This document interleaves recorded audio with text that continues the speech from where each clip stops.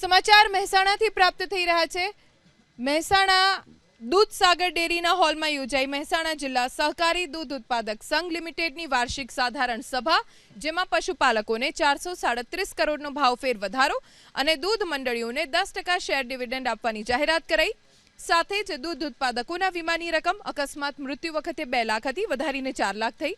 65મી વાર્ષિક સાધારણ સભામાં ડેરીમાં સૌથી વધુ દૂધ ભરાવનાર 10 દૂધ મંડળી અને 10 પશુપાલકોનું સન્માન થયું। 750 કરોડની મિલકત વધવાની સાથે દૂધસાગર ડેરીનું ટર્નઓવર 8054 કરોડ પર પહોંચી ગયું છે।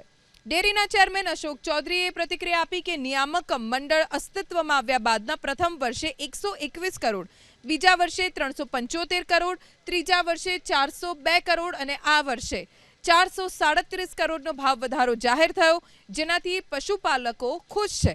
છેલ્લા 4 વર્ષમાં પશુપાલકોને થયેલા ફાયદાની વાત કરીએ। દૂધનો ભાવ 650 થી વધારી 830 કરવાથી છેલ્લા 4 વર્ષમાં 2477 કરોડનો ફાયદો થયો। છેલ્લા 3 વર્ષમાં સૌથી વધુ ભાવ વધારો ચૂકવવાથી કુલ 1098 કરોડનો ફાયદો થયો। દાણના ભાવ ઓછા રાખવાથી દૂધ ઉત્પાદકોને છેલ્લા 4 વર્ષમાં કુલ 200 કરોડનો ફાયદો થયો। દૂધ ઉત્પાદકોના વીમાની રકમ 35,000 થી વધારી 1 લાખ કરવામાં આવી। ઉંમર 59 વર્ષથી વધારી 65 વર્ષ કરવામાં આવી, જેના પરિણામે દૂધ ઉત્પાદકોને મુશ્કેલીના સમયે 26 કરોડથી વધુ આપી શકાયા।